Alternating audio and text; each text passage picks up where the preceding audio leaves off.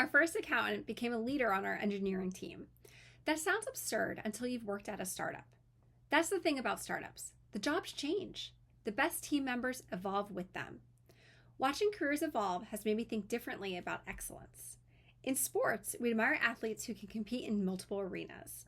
Michael Jordan went from playing basketball to playing well in minor league baseball and golfing with a low single digit handicap, which makes him a top amateur player.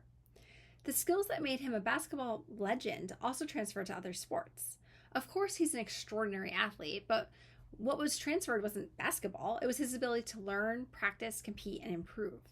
He has transferable excellence. We need transferable excellence in business too.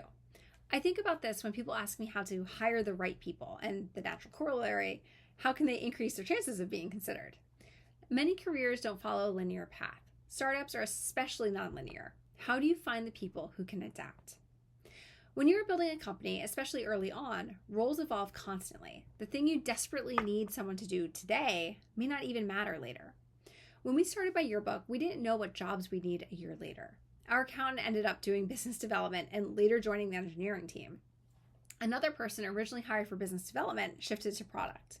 A project manager shifted to being the main integrator between teams when we acquired another company, and again shifted to run an entire new area of the company as our needs shifted. They evolved with the company.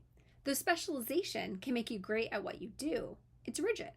Expertise matters, but so do skills that travel. Skills such as communication, relationship building, quick learning, project management, resilience, and pattern recognition will make you a good hire no matter the role. The best team members I have worked with were not people who stayed neatly inside their original job descriptions. Instead, they were the people who naturally expanded beyond them and adapted to the changing needs as we built. They were the people who would see a problem and move to fix it. They weren't waiting for permission. They were paying attention to what actually needed to happen.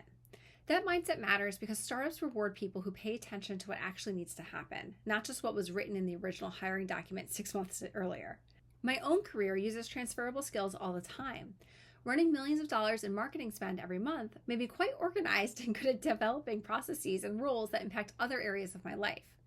Needing to promote my yearbook to the press as a teenager made me a confident, comfortable professional speaker later on.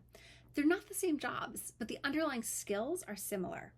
As AI reshapes work, I think this becomes even more important to every career, startup or not. We genuinely do not know what many jobs will look like in the future. The people best positioned are those who know how to learn, can spot patterns, and make connections. The companies that thrive won't be built by people with deep expertise. They'll be built by people whose expertise travels.